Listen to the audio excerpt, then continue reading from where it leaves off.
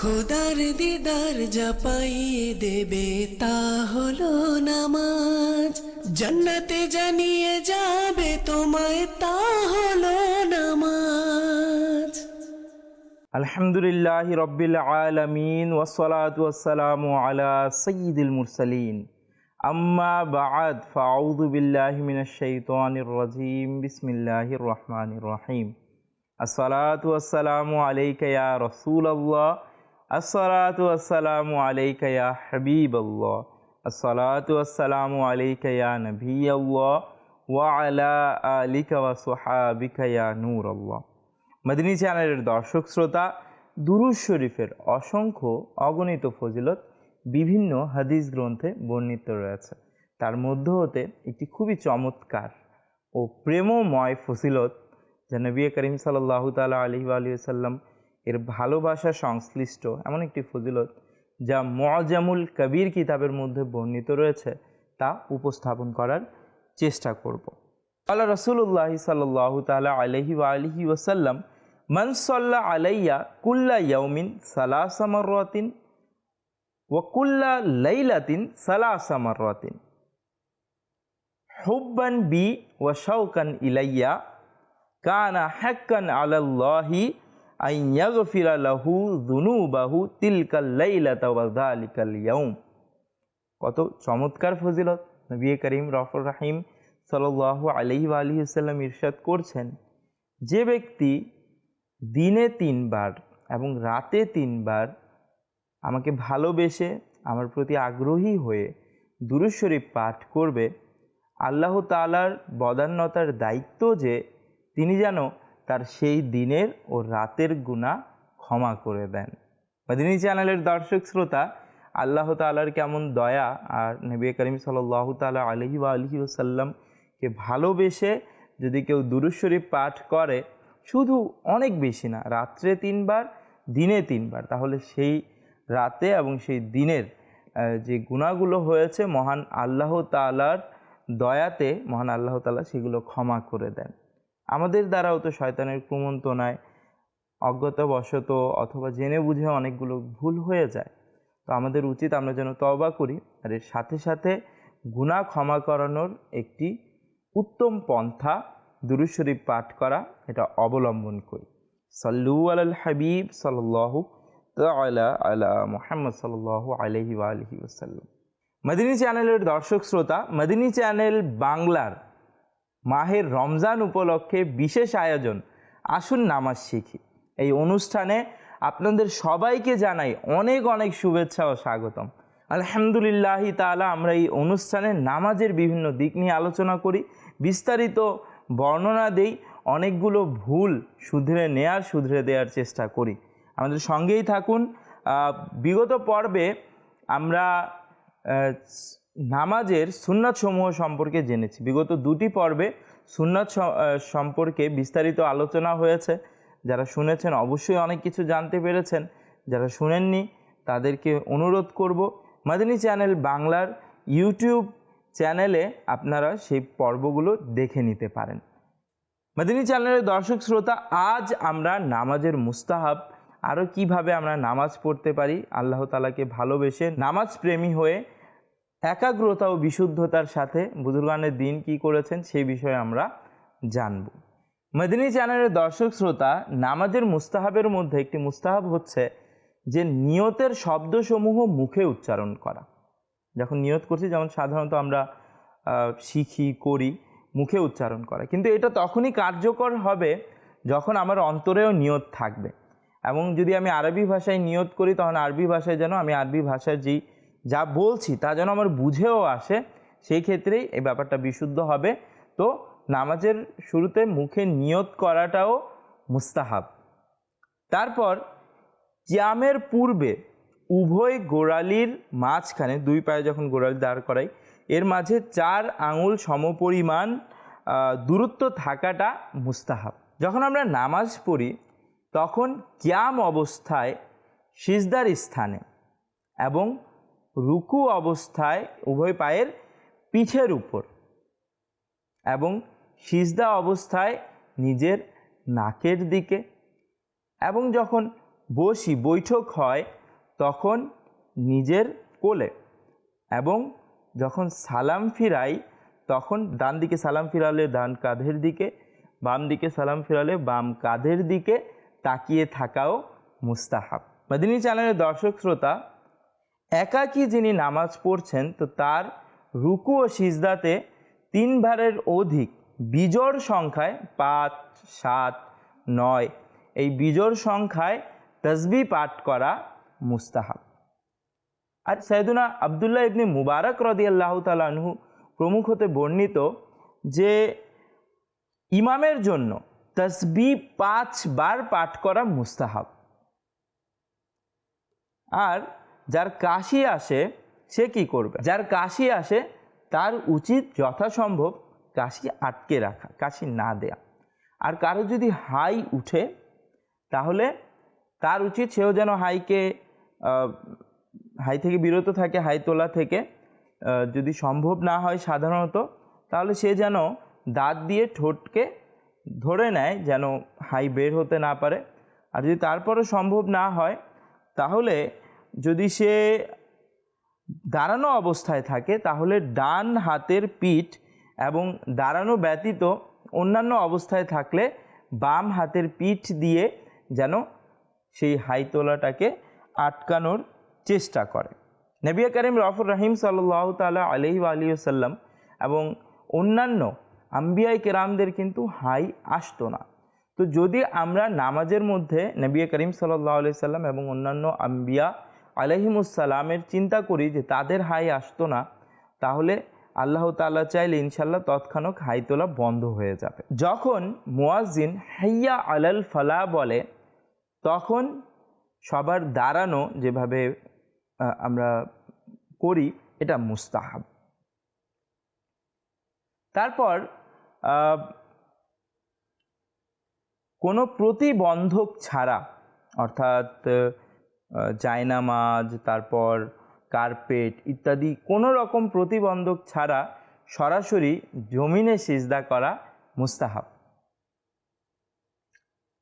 হযরত সাইয়েদুনা ইমাম মুহাম্মদ গজ্জালী রহমতুল্লাহি তাআলা আলাই নিজের প্রসিদ্ধ গ্রন্থ ইহইয়াউল উলুমে বর্ণনা করেন যে সাইয়েদুনা উমর বিন আব্দুল আজিজ রাদিয়াল্লাহু তাআলা আনহু যখন সিজদা করতেন জমিনের উপরই সিজদা করতেন।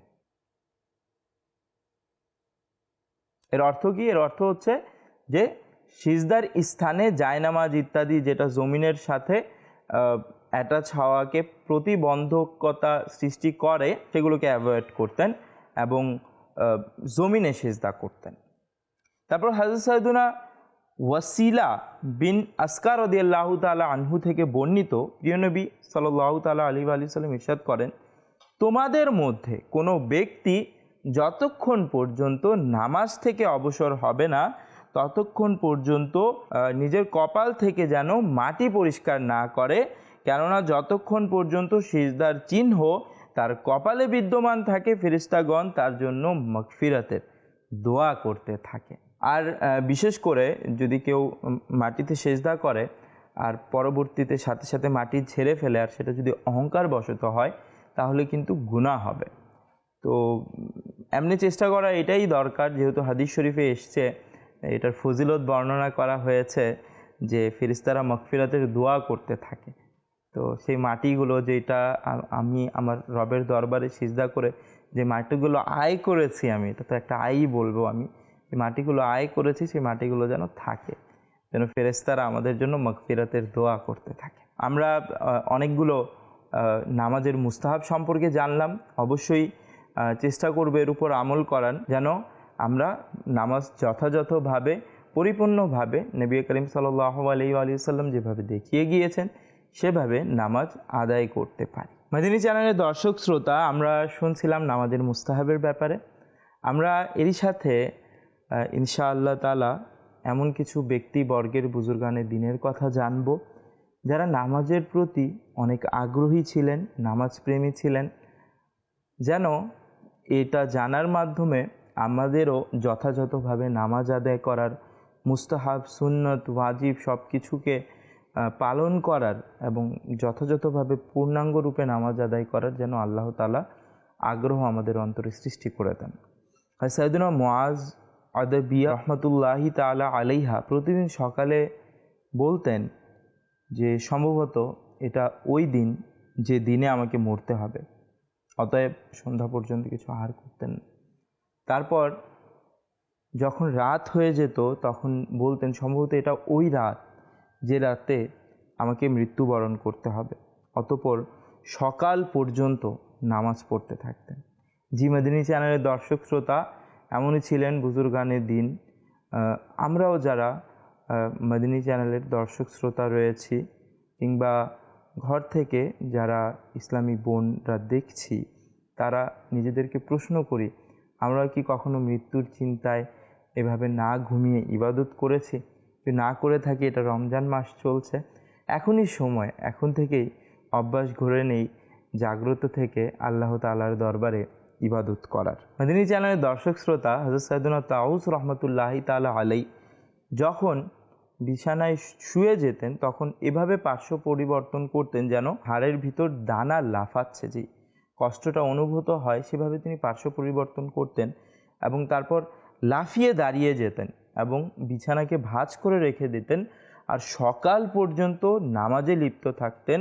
অতঃপর বলতেন, জাহান্নামের স্মরণে ইবাদতে অতিবাহিতকারীর হুম চলে গেছে। এইভাবে তারা আল্লাহ তাআলাকে ভয় করতেন, আল্লাহ তাআলার শাস্তিকে ভয় করতেন এবং যথাসম্ভব বেশিরভাগ সময় নামাজরত অবস্থায় কাটাতেন। আল্লাহ পাককে ভয়কারী একজন তাবি বুজুর্গ হযরত সাইয়েদুনা রাবে বিন হুসাইম রহমতুল্লাহি তাআলা আলাইকে তার মেয়ে আরজ করল, আব্বাজান, কি কারণে মানুষ ঘুমিয়ে যায় আর আপনি ঘুমান না? তখন ইরশাদ করলেন, তোমার বাবা ওই আযাবকে ভয় করে যা হঠাৎ এসে যাবে। আল্লাহ পাকের রহমত তার উপর বর্ষিত হোক এবং তার সাদকায় আমাদের বিনা হিসেবে মাগফিরাত হোক।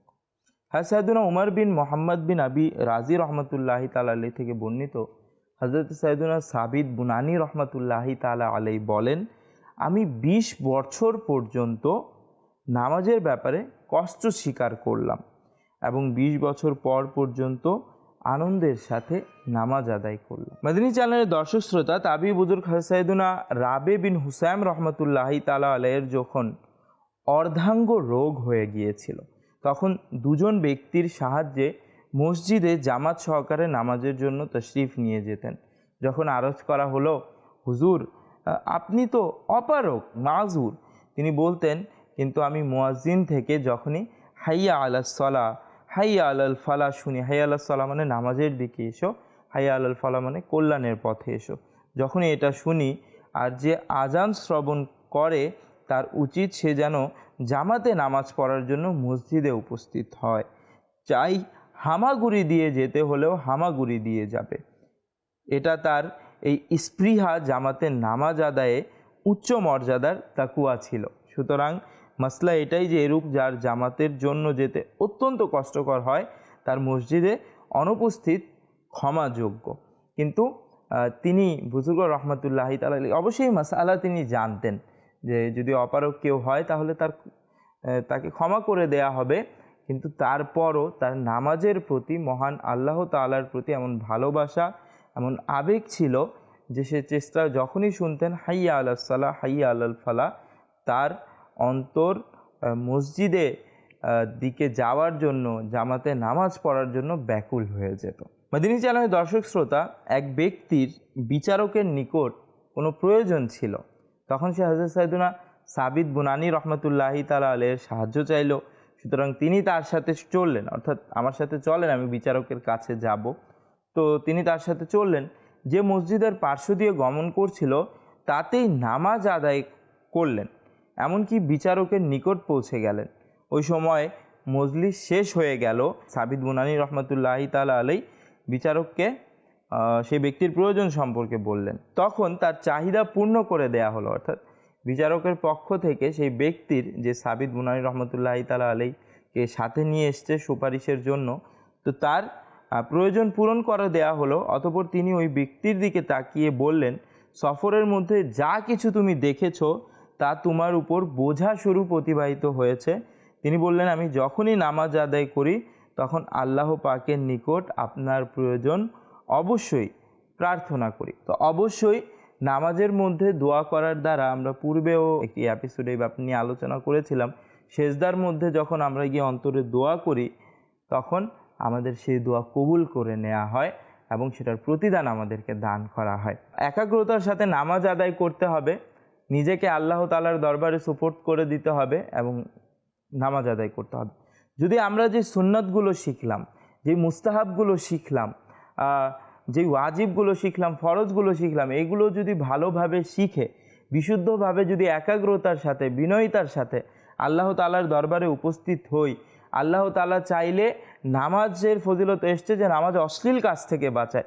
আমরা অনেক প্রকার অশ্লীল কাজ থেকে বেঁচে যাব, অনেক প্রকার বিপদ আপদ থেকে বেঁচে যাব, আমাদের ঘরে কোনো সমস্যা হবে না।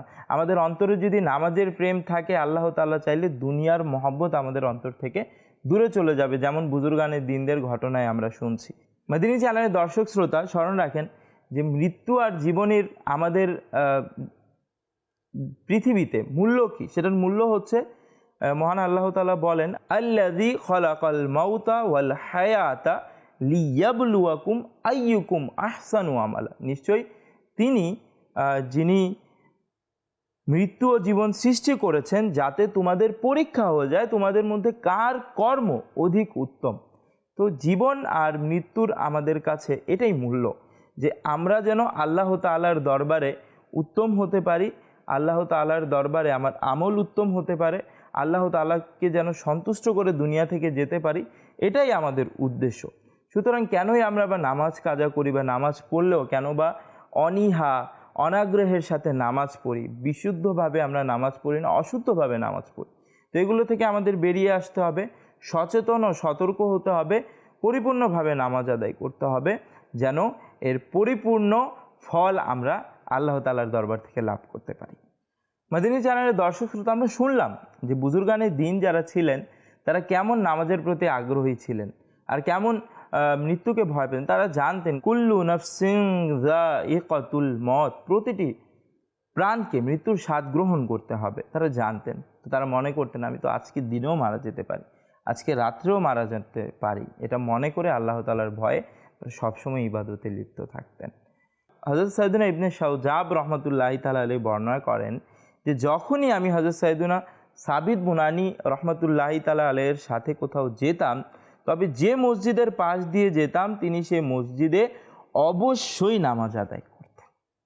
তাবি বুজুর্গ রহমতুল্লাহি তাআলা আলাইহি বর্ণনা করেন, যখন আমি হযরত সাইয়্যিদুনা আনাস বিন মালিক রাদিয়াল্লাহু তাআলা আনহু এর খিদমতে উপস্থিত হওয়ার জন্য যেতাম, তখন হযরত সাইয়্যিদুনা সাবিত বুনানি রহমতুল্লাহি তাআলা আলাইহি সঙ্গী হতেন। যখনই তারা কোনো মসজিদের নিকট দিয়ে অতিক্রম করতেন তখন তিনি তাতে, অর্থাৎ সাবিত বুনানি রহমতুল্লাহি তাআলা আলাইহি অবশ্যই সেই মসজিদে নামাজ আদায় করতেন। যখন আমি হযরত আনাস রাদিয়াল্লাহু তাআলা আনহুর খিদমতে উপস্থিত হতাম, তিনি রাদিয়াল্লাহু তাআলা আনহু জিজ্ঞাসা করতেন, সাবিত কোথায়? নিশ্চয়ই সে ইবাদত করতে অনেক চেষ্টা করে, এই জন্য আমি তাকে ভালোবাসি। অবশ্যই মদিনী চ্যানেলের দর্শক শ্রোতা, ইবাদতের আগ্রহ এমনই থাকা চাই, চেষ্টা করা উচিত। আমরা দেখি যে অনেকে যদি এমন পরিস্থিতি থাকে যে, যেমন বাস কিংবা ট্রেনে, যেখানে সেটাকে থামানো পসিবল হচ্ছে না, তো তারা ইশারায় হলেও, যেভাবে দারুল ইফতাহ আহলে সুন্নাত মুফতিয়ানে কিরামরা আমাদেরকে পথ প্রদর্শন করেন, সেভাবে তারা নামাজ আদায় করে। আমরা দেখেছি আমির আহলে সুন্নাত দামাত বারাকাতুহুল আলিয়ার শাহজাদা হুজুরকে, ওনার খলিফাকে, জানেশিনে আমির আহলে সুন্নাতকে, যিনি রিসেন্টলি বাংলাদেশে যিনি এসছিলেন মেহমান হিসেবে, তো ওনাকেও দেখেছি আমরা, তাকেও দেখেছি যে তিনি যখনই নামাজের সময় হতো গাড়িকে থামিয়ে, সেটা রাস্তায় হোক যেখানে হোক, নামাজ আদায় করে নিতেন, যেন কোনোভাবেই নামাজ কাজা হবে তো দূরের কথা, নামাজ যেন লেটও না হয়। যদি আশেপাশে কোনো মসজিদ না থাকতো তিনি এই উপায় অবলম্বন করতেন।